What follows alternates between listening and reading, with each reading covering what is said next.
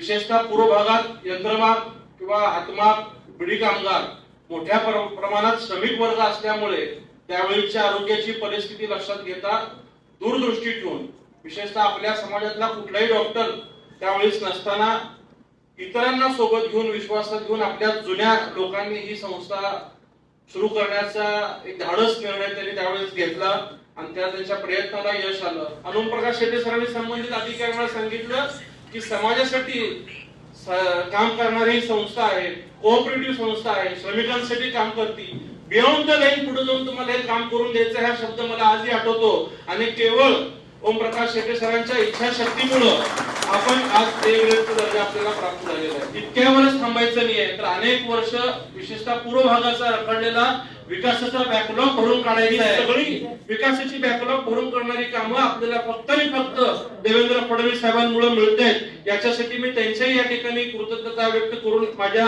वाणीला विराम देऊन या ठिकाणी थांबतो। धन्यवाद। जय हिंद, जय महाराष्ट्र, जय महाराष्ट्र।